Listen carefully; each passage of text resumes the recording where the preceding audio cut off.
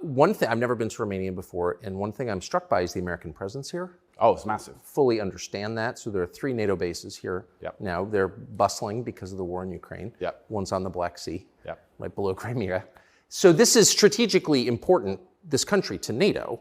Absolutely. And so this is a lot less far away than I realized. It's much more American influence. Oh, absolutely. I think that played a role? Yeah, well, I think, and I don't want to get this incorrect, I think it's the 2nd or 3rd biggest U.S. embassy in the world. The U.S. embassy here looks like a prison. It's huge. They've got a huge embassy here. And even during Ceausescu, during the communism days, Romania was an ally of the West, even during communism. Yes. So, yes. Ceausescu came to New York. Yes, that's right, yeah. So Romania and America have been very good friends for a very long time.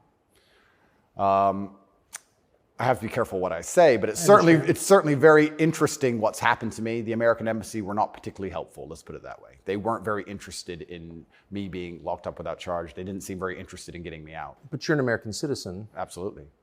And so you're an American passport holder. Correct. So I think the average American believes, perhaps falsely, that if you are accused of a crime in a foreign country, particularly a less developed country like Romania, you go to the U.S. Embassy and someone takes an interest in your case just to make sure that your treatment falls within, accepted standards of justice. Yeah, they came to see me, but when I was asking them what they can actually do about all of this, they weren't particularly helpful. I don't want to peddle conspiracy theories, and I've heard a lot of information, etc. But I wouldn't say they sanctioned it. I don't know if they had to sanction it, but they weren't particularly interested in getting me out. But at least they came to see me more than once. I mean, they kind of pretended to care. The UK embassy didn't even pretend to care. The UK embassy was, I really think they enjoyed it.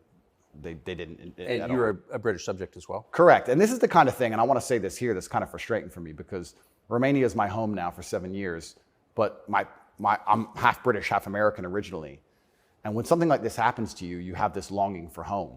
You kind of want to go home. When you end up in a jail in a country where, even though you've lived for a long time, you don't speak the language, you don't understand the legal system, going to court in a foreign language is far more intimidating than in your own language. I can't even imagine. You don't have a clue what's being said. You don't understand how anything works.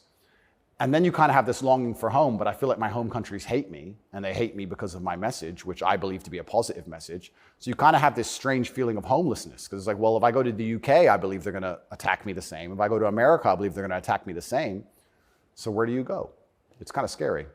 Where do you go? It's a good question. We're going to have to see. How did you wind up here?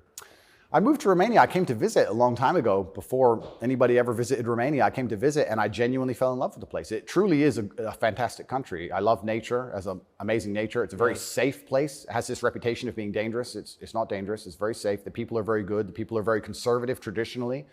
It's almost like America was 20, 30 years ago. It's gorgeous. They have a bunch of nice restaurants and plenty of things to do, and I've never had a problem here in any way. Never had any issue with the law or with the other side, criminals, nothing, until this came out of nowhere. So it's been very strange.